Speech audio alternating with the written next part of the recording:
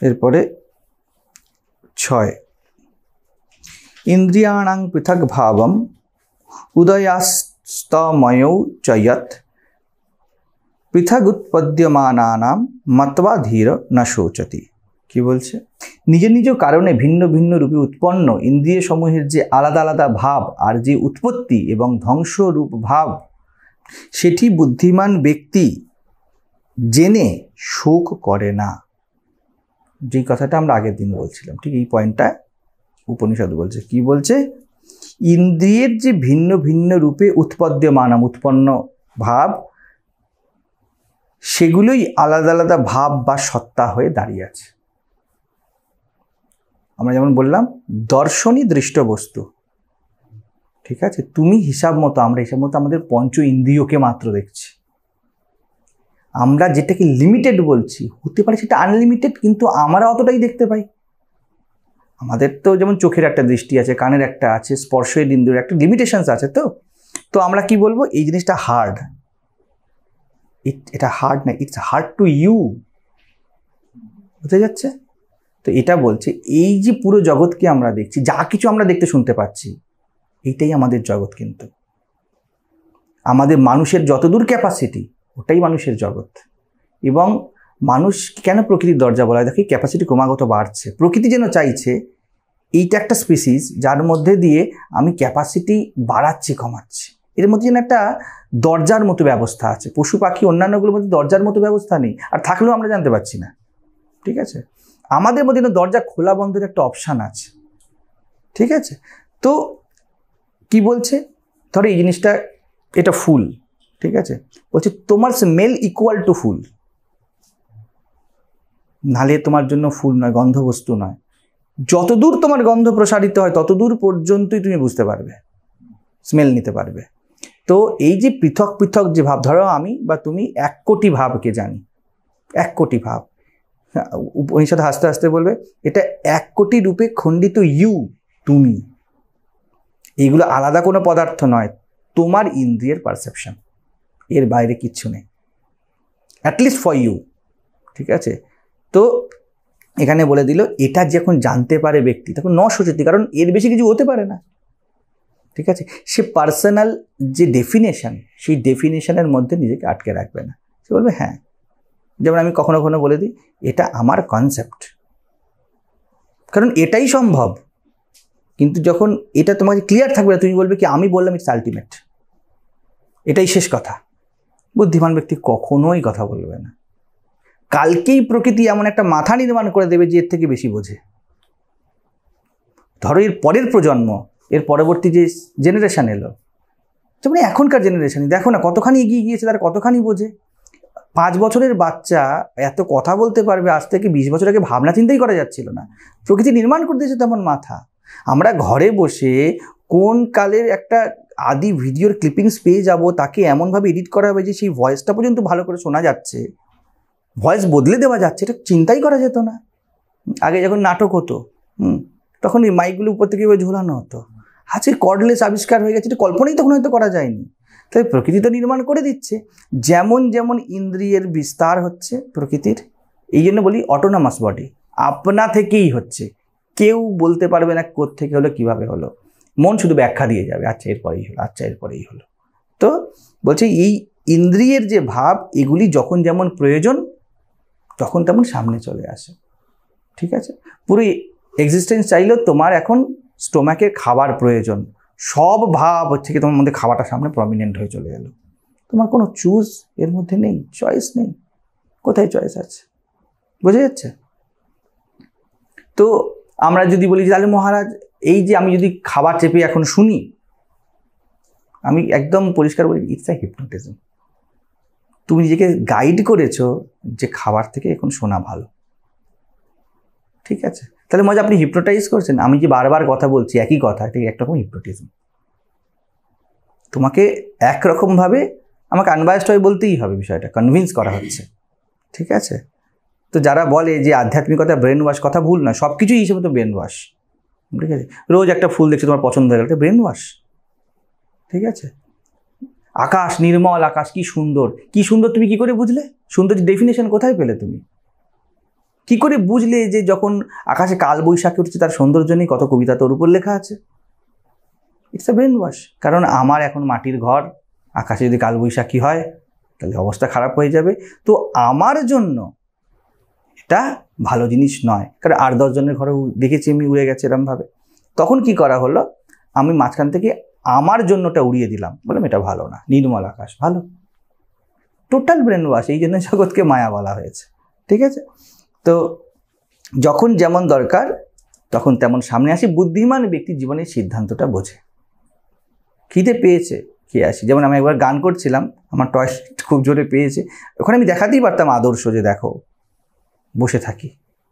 আমি যদি brain wash থাকতো এরকম যে কাল্ট, যে না এই সময় ওঠা যায় না, আরে গাইতেই পারবো না, উঠতে হবে, ক্ষমা প্রার্থনা করো, হয়তো 50টা লোক ছিল। এবার আমি যদি আমার মধ্যে সেরকম হিপনোটিজম থাকতো, আমি যদি নিজেকে বোঝাতাম যে এটা একটা অপমানজনক ব্যাপার, এভাবে কি উঠে যাওয়া যায়? যেমন সবাই বলে মাঝ ঘর কি ছাড়া যায়, এটা কি করা যায়?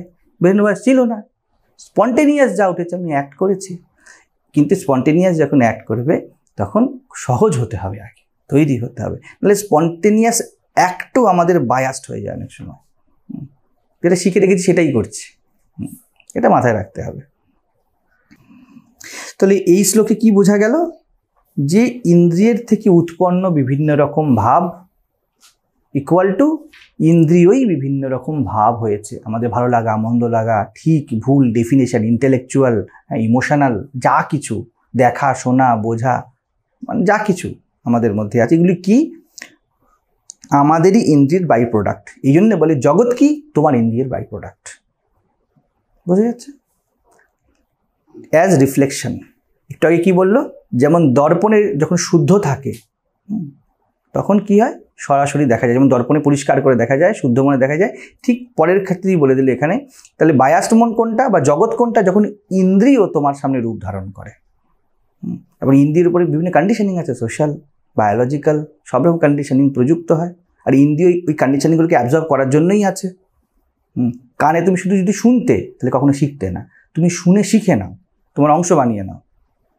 দেখে তুমি শিখে নাও, তার অংশ বানিয়ে নাও। মানে কি? তুমি অ্যাবজর্ব করে নিলে। ইন্দ্রিয়ের কাজই এটা, অ্যাবজর্ব করা, এই বিভিন্ন রঙের জগৎ তৈরি করা। বুদ্ধিমান ব্যক্তি একে ওই রকম ধার্মিক এজেন্ডা বানিয়ে এটা করতে হয় না, এটা করতে হবে এরকম বলে না, এটাকে বোঝে ভালো করে কি। এটাই প্রকৃতিকে বোঝা। 7 আর 8 একসাথে হবে। হ্যাঁ, ইন্দ্রিয়েভ্য পরং মনো মনসঃ সত্ত্বমুত্তমম সত্ত্বাৎ অধি মহানাত্মা মহতোব্যক্তমুত্তমম অব্যক্তাত্তু পরঃ পুরুষো ব্যাপক অলিঙ্গ এব চ ইয়ং জ্ঞাত্বা মুচ্যতে জন্তুঃ অমৃতত্বম চ গচ্ছতি। কি বলছে?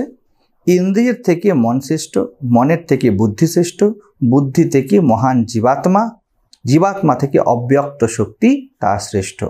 অব্যক্তর থেকে এই ব্যাপক বা অলিঙ্গ বা নিরাকার, যে অলিঙ্গ মানে কোনো ছাপ রহিত যে পরম পুরুষ তা শ্রেষ্ঠ, যাকে জেনে জীবাত্মা মুচ্যতে মুক্ত হয় আর অমরত্ব প্রাপ্ত হয়। ঠিক আছে, বিষয়টা আমাদের বোঝা। তবুও টেক্সচুয়াল যে বিষয় তার খাতিরে এটাকে এগিয়ে নিয়ে যাই। ইন্দ্রিয়ের থেকে মন শ্রেষ্ঠ, এই জায়গাতে একটা ব্যাপার বুঝতে হবে। মানে বারবার বলি এই কথাটা, ইন্দ্রিয় মানে ফিজিক্যাল রিলম, অন্নময় কোষ, তার থেকে মন শ্রেষ্ঠ, মনোময় কোষ। ঠিক আছে, তার থেকে বুদ্ধি শ্রেষ্ঠ, বিজ্ঞানময় কোষ। প্রাণময় কথা কেন উল্লেখ করেনি, ধরে নিচ্ছি। প্রাণী তো সব কিছু হয়েছে। প্রাণ মানেই কিন্তু এক রকমের শক্তি। পরবর্তীকালে আমি এটা বলে দিচ্ছি। তার থেকে মহান জীবাত্মা শ্রেষ্ঠ। মহান জীবাত্মা মানে কি? দ্যাট আইডেন্টিফিকেশন, দ্যাট অ্যাকুমুলেশন, এটা যখনই হবে there will be a tendency. যখনই অন্নময় কোষ, মনোময় কোষ, বিজ্ঞানময় কোষ, প্রাণময় কোষ যুক্ত হলো, এই যোগের নামই হলো অহম, আই। এটা যুক্ত হয়েছে মানে আই। এই যেই যুক্ত হলে একটা কুকুর তৈরি হলো, কুকুর বলে হৌ আই। ঠিক আছে, আলাদা করে কোনো আই নেই। আমাদের মনে হয় দেয়ার ইজ আ ডিফারেন্ট, একটা আলাদা কিছু আমাদের মধ্যে, আলাদা কিছু নেই। দ্যাটস হোয়াট ইগো ইজ, এটাই অহং। ঠিক আছে, সেই জন্যই যদি অন্নময় কোষ চলে যায়, কেউ মরে যায়, আর কিছু থাকবে না। এই ব্রেক হয়ে গিয়েছে বিষয়টা। কারণ যদি বুদ্ধি চলে যায়, ব্রেন ডেথ হয়ে গিয়েছে, তাহলে থাকবে না এই আই টেন্ডেন্সি। ঠিক আছে, থাকলেও এখন যেভাবে আছে সেরকমভাবে থাকবে না। ঠিক যেমন শরীর চলে গেলে কি আই টেন্ডেন্সি থাকে না? হ্যাঁ, মেঘের মতো জল উপরে উঠে যাবে, ওটা তো আই টেন্ডেন্সি, একটা প্রক্রিয়া। তোমার মধ্যে যে আমাদের মধ্যে 70-80% যে জল আছে, এই জলটার মধ্যেও তো এর নিজস্ব আই টেন্ডেন্সি আছে, ও তরল। ঠিক তেমনই ব্রেক ডাউন হয়ে যাবে সব কিছু। এই সব মিলিয়ে কি হয়েছে বলছে এখানে বোঝার বিষয়, জীবাত্মা শ্রেষ্ঠ, এই আই টেন্ডেন্সি শ্রেষ্ঠ। আমরা কি বলি? আমরা বুদ্ধিমান। এই যে সব কিছু বুঝছো, কোথায় বুঝছো? বুদ্ধিতে বুঝছো। আমি বুঝেছি বিষয়টা কি, আমি কঠোপনিষদ বুঝছি। ঠিক আছে, তো যখন বলে শ্রেষ্ঠ, তখন কি বলা হচ্ছে? ফর আ পার্সন, একটা মানুষের জন্য শ্রেষ্ঠ। এবার ভেবে দেখো, যদি আমি শ্রেষ্ঠতা কীভাবে ডিফাইন করি, ঠিক আছে, অন্নময় কোষের থেকে প্রাণময় আর মনোময় কোষ শ্রেষ্ঠ, তাহলে খাবো না। শরীর বললো আমি তো নিকৃষ্ট, এত আমি কাল থেকে সুইচ অফ করছি। ঠিক আছে, মনোময় কোষ বললো ঠিক আছে আমি তো নিকৃষ্ট, বুদ্ধি তুমি কাজ করো, আমি চিন্তা করবো না। তাহলে বুদ্ধি বললো আমাকে তো সবসময় সবাই ধাপ্পাবাজি বলেছে, নাকি আমি নাকি সবসময় দিই, কোনো বুদ্ধি লাগাবো না, কি পড়া কি কিছু বুঝবো না, মেমোরি ফল, মেমোরি নেই আর, বুদ্ধি তো আমাদের স্মৃতিশক্তি হয়ে থাকবে, নেই। এবার তুমি যাই পড়ছো উঠছো, বলছে তুমিই তো বলেছিলে যে সব কিছু র্যান্ডম, তো এখান থেকে উঠবে সব ভুলে যাবে, র্যান্ডম, আর কিছু মনে নেই। খিদে পেলে খেলে র্যান্ডম, কেউ তোমাকে হয়তো করতে এলো, তুমি তাকে স্ট্যাপ করে দিলে, মেরে দিলে, বলে ও মেরেছি, মনে নেই তো, বুদ্ধি ডিফল্ট করে গেছে, বলছে না ভাই আমি নেই, আমি তো নিকৃষ্ট। বোঝার বিষয়টা কি? ব্যক্তির যে চেতনা, সেই চেতনার যে ভাস্টনেস, যে বিরাট, যে তার মেন অস্তিত্ব, যে তার মূল স্বরূপ, ওটা বোঝার ক্ষেত্রে ফর আ পার্সন এই কথাটা বলা হয়েছে। ব্যক্তির জন্য ওই চেতনার দিকে যাত্রা করতে যদি সে চায়, বা এমন কথাও বলতে পারো, যদি তার মধ্যে যে কন্ডিশনিং ঘটে, কারণ মুমুক্ষা তো ইচ্ছা বললেই ঘটবে না, পুরো প্রকৃতি বিধান করে মুমুক্ষা। আর আমার তো মনে হয় মুমুক্ষা জীবনের সব থেকে রেয়ারেস্ট জিনিস যা প্রকৃতি বিধান করে, দুর্লভতম জিনিস, মুক্তির ইচ্ছা। ঠিক আছে, যদি এটা ঘটলো তখন কি হবে? তার ক্ষেত্রে বলা হয়েছে দেন ইউ প্রসিড। খেয়েই ঘুমিয়ে পড়ো না, জায়গা রাখো, শুধু চিন্তাই করে যেও না, একটু বুদ্ধি লাগাও। শুধু বুদ্ধিই লাগিও না, তুমি তোমার বুদ্ধি না, একটু ইন্দ্রিয়ের কথা বলে, সব বুদ্ধি তো ইন্দ্রিয় জিনিসের, তার থেকে তো এগোতে পারা যাবে। তো এই যে ওপেননেস রাখা, ঠিক আছে, এই ক্ষেত্রে বলা হচ্ছে তার মধ্যে সব থেকে শ্রেষ্ঠ কি বলছে? অব্যক্তম। অব্যক্ত মানে কি? এখানে ঈশ্বর, প্রকৃতি, অস্তিত্ব। ঠিক আছে, যা, এবার অব্যক্ত কথাটা খুব সুন্দর কথা, আমি অনেকবার মনে হয় হাসি পায় ভাবলে আপনা থেকেই, যা ব্যক্ত নয়, যা প্রকাশিত হয়নি। এই দেখো এখানে খুব সুন্দর একটা ইঙ্গিত আছে এই কথাটার মধ্যেই। যা ব্যক্ত নয় তাকে তুমি কখনো প্রেডিক্টই করতে পারবে না, যা ম্যানিফেস্ট হয়নি। তুমি বলতে পারো বীজ থেকে ফল হয়, গাছ হয়, কিন্তু হয়নি তুমি পুরোপুরি কিছু বলতে পারবে না। কে জানে বীজ নষ্ট হয়ে যাবে, কি গরুর খুরের তলায় পরে বীজটা পিষেই যাবে, কিন্তু সিদ্ধান্ত তো কি, বীজ থেকে গাছ হয়, গাছ থেকে ফল হয়, হবেই, বিকজ ইটস নট ম্যানিফেস্টেড, তুমি বলতে পারবে না। এরকমই বলা হয়েছে ঈশ্বর। তাই বলি ঈশ্বরের ইচ্ছা কি বোঝা যায় না, কি যে হবে, যা তোমার সামনে আসেনি তাতে তো হস্তক্ষেপ সম্ভব নয়। তাই ঈশ্বরের ইচ্ছার উপরে কিছু হস্তক্ষেপ সম্ভব নয়। এই পুরো প্রকৃতি কি বিধান করবে the very moment, next very moment, কেউ জানে না, কারণ ইট নট ম্যানিফেস্টেড, র্যান্ডম ঘটে এর ম্যানিফেস্টেশন। র্যান্ডমলি কী হবে আমরা জানি না। আমরা কি জানি? অ্যাকর্ডিং টু আমার বুদ্ধি, অ্যাকর্ডিং টু আমাদের যে কন্ডিশনিং, আমাদের যে সব ব্যবস্থা আছে, আমরা প্রেডিক্ট করতে পারি, এবং তাহলে কি আমরা প্রেডিক্ট করবো না? Do it, but it not ultimate. এই জন্য আমরা সবসময় বলছি না, করো তোমার যা মনে হওয়ার, কিন্তু যেন তুমি কর্তা নও, তুমি আলটিমেটাম দিতে পারবে না।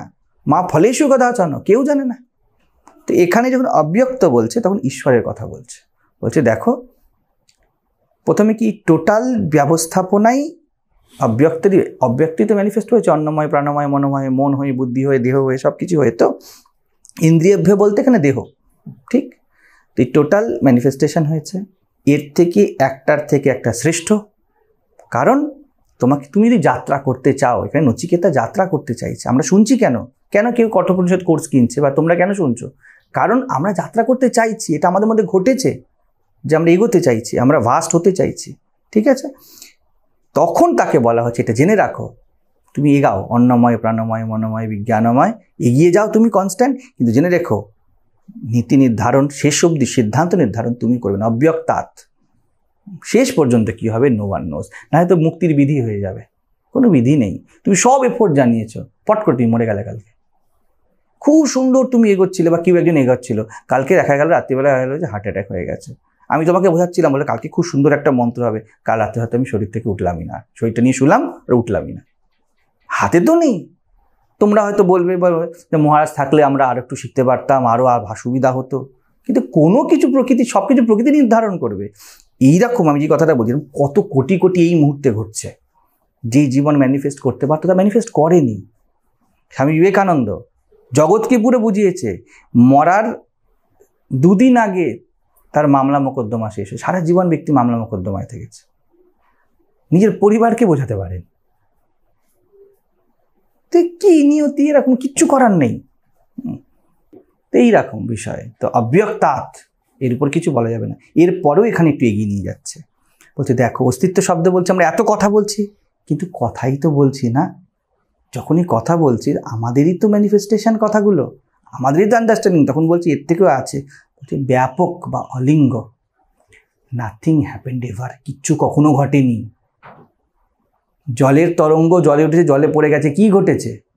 এই যে বুদ্ধি বলছো, মন বলছো, এটা বলছো, বলছো তো নচিকেতা, কারণ তুমি জিজ্ঞাসা করছো, আমি বলছি, ঠিক আছে? তো শব্দে আলটিমেট কখনো কিছু হয় না। আলটিমেট কি?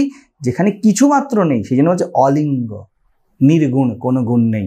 যাকে যখন এখানে ঈশ্বর বলছে তখন শক্তির কথা বলছে, আর যখন নির্গুণ বলছে তখন ব্রহ্মের কথা বলছে। দে আর বোথ আর সেম, একই জিনিস। জল থাকলেই জলে তরঙ্গ হয়, ঠিক আছে? কিন্তু তরঙ্গ নিয়ে কথা বলা যায়, জল নিয়ে কি কথা বলবে? তো বলছে এই যে এটা যদি কেউ জানতে পারে অলিঙ্গ, তাকে পরম পুরুষ বলছে, আলটিমেট। আলটিমেটে কি? উনি আলটিমেট নয়, তুমি শেষ হয়ে গিয়েছো। শব্দে কত অব্দি যাই, বলবো অস্তিত্বের ইচ্ছা, তাই এটা ঘটেছে। আমি ইন্ডিকেশন কোথায় করলাম? ইট আনম্যানিফেস্টেড। যা ম্যানিফেস্ট করে তাতে কোনো হাত নেই, ওই আনম্যানিফেস্টেডের মধ্যে নির্গুণ বসে আছে। নির্গুণ এইভাবে ম্যানিফেস্ট করেছে। এবার কথাটাই অদ্ভুত ব্যাপার। যখন স্বামী বিবেকানন্দ বলেন আধ্যাত্মিক ভজনে, নির্গুণ গুণময়, এটা জীবনের পরম রহস্য। যাতে কোনো গুণ নেই, তা গুণময় কী করে হয়ে গেল? 0 থেকে 10 কী করে সৃজন হয়ে গেল? তোমাকে আমি হাত করলাম, কিছু দিলাম না তোমার হাতে দেখলো তুমি 20 টাকা, কী করে হয়ে গেল? এর কোনো কিছু আমাদের জানা নেই। যখন শব্দে উচ্চারণ করব, সূক্ষ্মতা বোঝো এখানে, শব্দে যখন উচ্চারণ করবো আমরা কি বলবো? অস্তিত্বের ইচ্ছা। এরপরে একটু এগোতে গেলে দেয়ার ইজ নাথিং, আমি শেষ হয়ে গিয়েছি, আর কিছু নেই। এই জায়গাকে বলছে অলিঙ্গ, কোনো ছাপ নেই। লিঙ্গ মানে ছাপ, কোনো ছাপ নেই। ঈশ্বর তার ইচ্ছাই, কথাটা কার কন্ডিশনিং? আমাদের কন্ডিশন। আমরা ইচ্ছা বুঝি, আমরা ঈশ্বর শব্দ আবিষ্কার করেছি, ঐশ্বর্য আমাদের জন্য শব্দ। আর দেখা যাবে হনলুলুতে অন্য কোনো শব্দ, শব্দ তো কথার কথা। এরকম আওয়াজ আর শব্দের মধ্যে কোনো ভেদ নেই। ঠিক তেমনই অলিঙ্গ। এরপরে যাকে জেনে জীবাত্মা মুচ্যতে, তখন তুমি তো বুঝতে পারো, যখন ইউ আর নো মোর জীব, তুমি আর জীব নও। কোথায় তুমি জীব? তুমি দেখছো কোথায় আমার সোর্স, রমন মহর্ষি যেটা বলে আই অ্যাম, এই সোর্সে পৌঁছানো। তুমি দেখো যে কোথায় সোর্সে তো কিছু নেই, জিরো, শূন্য, বা বলো পূর্ণ। বুঝে যাচ্ছে বিষয়টা? বোঝা তো যাবে না, বোঝা না যাবাই শুভ। এই জায়গাটা জীবনের পরম রহস্য। ঠাকুর খুব সুন্দর বলেন, ব্রহ্ম উচ্ছিষ্ট হয়নি, আজ পর্যন্ত তাকে কেউ মুখে বলতে পারেনি। তো এখানে বলে দিল, যতক্ষণ মুখে, যদি বুদ্ধিমান ব্যক্তি হও, প্রথমে ইন্দ্রিয়ে থাকলে বলবে আমি সব কিছু করি, মনে থাকলে বলবে, মনের স্তরে থাকলে বলবে আমাকে ভাবতে হবে কি করতে হবে ভবিষ্যৎ নিয়ে, বুদ্ধির স্তরে থাকতে হবে দাঁড়াও শান্তভাবে সিদ্ধান্ত নিতে হবে, এই টাইপের কথা বলবে। তারপরে বুদ্ধির থেকে বেশি যদি জীবাত্মা স্তরে থাকো, আমার জীবন, দেখো আমি কথা বলেছি প্রত্যেকটা স্তর, আমার জীবন আমি তো সিদ্ধান্ত নেব, আমি তো নির্ণয় করব, আমার নির্ণয়ের উপর সব নির্ভর করছে। তারপর অব্যক্ত আরেকটু যখন এগোবে, তুমি কি বলবে? কি জানি কি হবে, আই ডোন্ট নো। আর তারপরে যখন তোমাকে বলবে তাহলে জীবনের সিদ্ধান্ত কি, তুমি মৌন হয়ে গেলে, চুপ, কোনো কথা বললে না। এটা নির্গুণের স্তর, বোঝা যাচ্ছে? এইটা যখন হয় তখন এই নির্গুণে এত অব্দি যাত্রা করলে কোথায় জীবাত্মা, কোথায় ছেড়ে এসেছি জীবাত্মাকে, অহংকে কোথায় ছেড়ে চলে এসেছি। তো বলছে এই অহংয়ের জন্যই তো সব কিছু, এত কথাবার্তা। এই 5টা তত্ত্ব অ্যাকুমুলেট হয়েছিল, তার নাম ইগো, তাকেই তো অ্যাড্রেস করা হচ্ছে। ঠিক আছে, বলছে এ নিজের ভ্রম থেকে মুক্ত হয়ে যায়। মুচ্যতে অমৃতম গচ্ছতি। মৃত্যু কোথায় ঘটছে? কোথায় মৃত্যু ঘটে? বুদ্ধিতে মৃত্যু ঘটছে। মৃত্যু যদি বলো অলওয়েজ ঘটছে, এই সময় সব মরছি আমরা, নতুন নতুন সৃজন হচ্ছে, তোমার বুদ্ধি রেকটিফাই হচ্ছে, তুমি এতক্ষণের মধ্যে কিছু একটা নতুন বুঝে গেছো, মানে তুমি একটা নতুন ব্যক্তি তৈরি হয়ে গিয়েছো, যে আগে জানতো না এখন জানে। ঠিক আছে, শরীরেও তাই। তো মৃত্যু প্রত্যেক মুহূর্তে ঘটছে, কিন্তু আমরা যাকে মৃত্যু বলি তা তো আমাদের বুদ্ধিতে ঘটে, যাকে আমরা ভয় পাই, যাকে আমরা চিন্তা করি। তো বলছে অমৃতম যখন বলছে, তুমি যখন তুমি বুদ্ধিতে বুঝতে পারো যে আর কিছু নেই, বুঝতে পারছো যা কিছু হবে ইন্টেলেক্টেই ফোকাস, ইন্টেলেক্টেই রিফ্লেক্ট করবে। আর গচ্ছতি একদিকে হলো কি ইন্টেলেকচুয়াল আন্ডারস্ট্যান্ডিং, দ্বিতীয় হলো কি মার্জ, ব্যক্তি ছেড়েই দেয়। আমি আবার কনসেপ্ট দিচ্ছি according to my concept. Merge হয়ে যাওয়া মানে কি হলো, তুমি আর কিছু বলতেই চাইবে না, তুমি আর কিছু করতেই চাইবে না, আর উঠছে না, ম্যানিফেস্ট করছে না, এতটা লীন হয়ে গিয়েছে। তখন বলে যে সমাধি থেকে আর উঠছে না, আর কোনো কিছু নেই, শরীর পুরো প্রত্যেক অনুপরমাণু দেহের সে যেন আর সঙ্গ দিচ্ছে না, অ্যাকুমুলেশন হতে চাইছে না।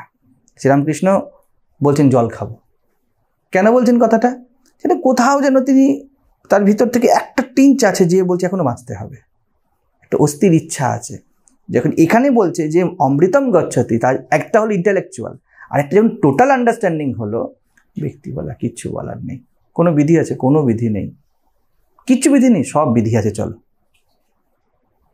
এই ব্যক্তি অকেজো হয়ে যাবে, অকর্তা পাকলে ব্যক্তি অকেজো হয়ে যায়। প্রকৃতি বলে আর কিছু করার নেই। ঠাকুর স্বামীজি এটাই বলেছিলেন, এখনো তুমি কোন স্তরে থাকো? অস্তিত্বের ইচ্ছা স্তরে থাকো। এখনো তুমি কথা বলো, কিন্তু যেই মুহূর্তে তুমি বুঝবে অলিঙ্গ, যেটা বলা হয় শ্রীরামকৃষ্ণ স্বামী বিবেকানন্দকে করিয়ে দিচ্ছিলেন, জেনে রাখো কেউ করিয়ে দিতে পারে না, ইট হ্যাপেন্ড, এটা ঘটেছিল। ঠিক আছে, তো বলছে তখন গচ্ছতি, আর শরীর থাকবে না। স্বামীজি বললেন আর কি হবে? টোটাল তো এই ম্যানিফেস্টেশন হচ্ছে।